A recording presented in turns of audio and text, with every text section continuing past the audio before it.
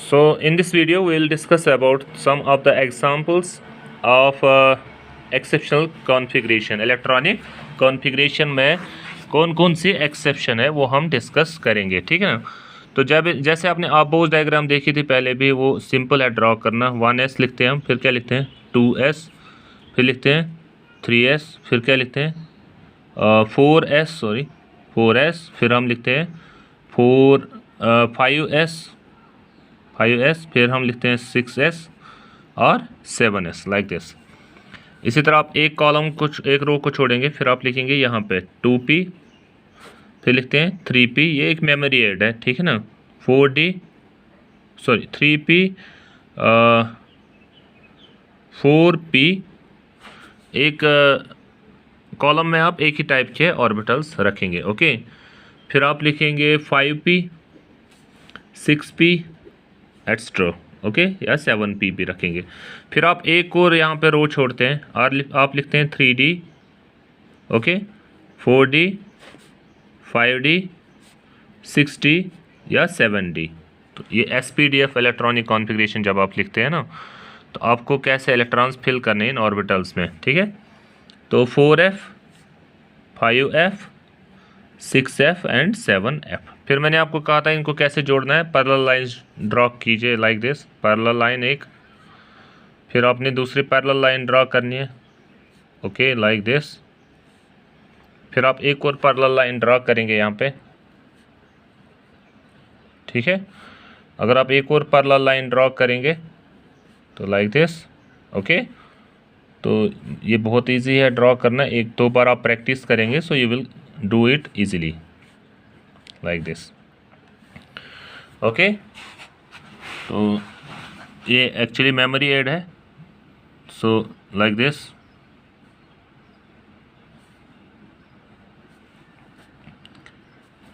Okay. तो ये अगर आपने ऐसे ड्रा कर दिए so you can easily do it. अब आप देखेंगे यहाँ पे 1s के बाद क्या आता है 2s, ओके। एक्चुअली हम इसको बोलते हैं, ये ऐसे ड्रा करना है। 1s के बाद आ रहा है 2s के बाद क्या आ रहा है, ये ऐसे जा रहा है लाइन 2p, फिर आ रहा है 3s, ओके। 3s के बाद आ रहा है like this 3p, okay, like this,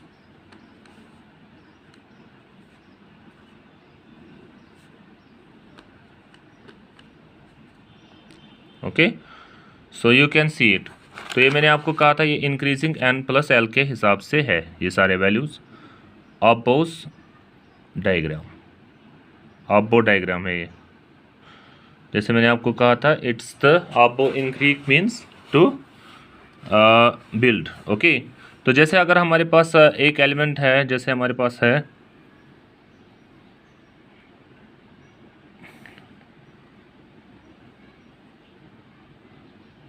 vanadium, okay. तो वैनेडियम का एटॉमिक नंबर है 23। तो अगर हम इसके इलेक्ट्रॉन्स फिल करेंगे एज पर दिस रूल, पहले हम फिल करेंगे 1s। तो s में मैक्सिमम इलेक्ट्रॉन्स आते हैं 2, ठीक है ना, क्योंकि एक ही ऑर्बिटल होता है। फिर क्या आता है 1s के बाद 2s, तो आएगा 2। टोटल इलेक्ट्रॉन्स कितने हो गए, 2 + 2 हो गए 4। फिर क्या आता है 2s के बाद आता है 2p। तो 2p में मैक्सिमम इलेक्ट्रॉन्स हम फिल करते हैं 6, ओके। तो likewise if I right 6 + 2 is 8, 8 + 2 is 10। 2p के बाद आता है 3s यहाँ पे देखेंगे आप, ओके। 3s में आता है 2 इलेक्ट्रॉन्स। फिर क्या आता है 3s के बाद आप देखेंगे यहाँ पे आ रहा है 3p, तो 3p 6। 3p के बाद आ रहा है 4s, सो 4s 2। फिर क्या आता है 3d। देखो नॉर्मली क्या आता है 2, 4 + 6 इज़ 10, 10 + 2 इज़ 12, 12 + 6 इज़ 18, 18 + 2 इज़ 20। तो कितने रह गए वहाँ पे 3, 20 + 3 इज़ 23। तो जितने भी इलेक्ट्रॉन्स होंगे आपके पास, आप इनको ऐसे लिख सकते हैं। तो यहाँ पे आप एक चीज़ लिख सकते हैं और 2, 4 + 6 10, 10 + 2 हो गया 12, 12 + 6 कितना हो गया 18। तो आपको पता होना चाहिए हीलियम का एटॉमिक नंबर 2 होता है, नियॉन का कितना होता है 10, आर्गॉन का होता है 18, क्रिप्टॉन का होता है 36। तो ये जो एलिमेंट्स होते हैं ना हीलियम, नियॉन, आर्गॉन, इनको नोबल गैसेस भी बोलते हैं। तो यहाँ तक अगर आप देखेंगे यहाँ तक 18 इलेक्ट्रॉन्स आते हैं। तो 18 इलेक्ट्रॉन्स हमारे पास है आर्गन के, ठीक है ना। तो मैं इसको ऐसे लिख सकता हूँ आर्गन 4s2 3d3, ये भी शॉर्ट फॉर्म है इसका इलेक्ट्रॉनिक कॉन्फ़िगरेशन लिखने का, ठीक है ना। तो ये हमने इलेक्ट्रॉन्स को फिल किया है as per increasing value of n+l, ठीक है। लेकिन अब अगर हमारे पास एक और एलिमेंट है क्रोमियम, क्रोमियम का एटॉमिक नंबर एक्चुअली है 24, ओके। तो अगर उसका हम इलेक्ट्रॉनिक कॉन्फ़िगरेशन ऐसे फिल करेंगे तो एक ही इलेक्ट्रॉन लिखना है एक्स्ट्रा, तो यहाँ पे आएगा आर्गन 4s2 3d4 आना चाहिए, समझ आ रहा है। तो डी में हमने मैक्सिमम कितने इलेक्ट्रॉन्स रखे हैं 4। तो यहाँ पे मगर एक्चुअली देखा गया है कि डी में यहाँ पे ये कॉन्फ़िगरेशन होना चाहिए था as per rule 1s 2s 2p 3s 3p 4s, फिर क्या आ रहा है 3d। तो 4s में 2 इलेक्ट्रॉन्स आते हैं, डी में मैक्सिमम 10 इलेक्ट्रॉन्स आते हैं, ठीक है ना, क्योंकि 5 ऑर्बिटल्स होते हैं। लेकिन हमने इसकी एक्चुअल कॉन्फ़िगरेशन है ये है यहाँ पे एक्सेप्शन। एक्सेप्शन क्या है, हम लिखते हैं क्रोमियम की इलेक्ट्रॉनिक कॉन्फ़िगरेशन हम लिखते हैं आर्गन 4s1 3d5, बुक्स में हालांकि इसको लिखा जाता है 3d5 4s1, ओके। एक्चुअली इसका मतलब क्या है कि हमने एक इलेक्ट्रॉन s से ट्रांसफ़र किया है किस में, d में, क्योंकि d अब एग्जैक्टली हाफ बन रहा है, क्योंकि d में मैक्सिमम कितने इलेक्ट्रॉन्स आ सकते हैं 10। तो d में मैंने आपको कहा था अगर मैं d को ऐसे ड्रा करूँगा डायग्राम d की, d में एक्चुअली होते हैं 5 ऑर्बिटल्स 1 2 3 4 1 2 3 4 5, ठीक है ना। तो मैंने कहा था इसके नेम dxy होता है, इसका dyz, इसका dxz, इसका हम बोलते हैं dx2y2 और इसका होता है dz² शॉर्ट में। हर एक ऑर्बिटल में आप पहले इलेक्ट्रॉन सिंगली फिल करते हैं जिसको हम हुंड्स रूल बोलते हैं, ओके। उसके बाद क्या करते हैं पेयरिंग।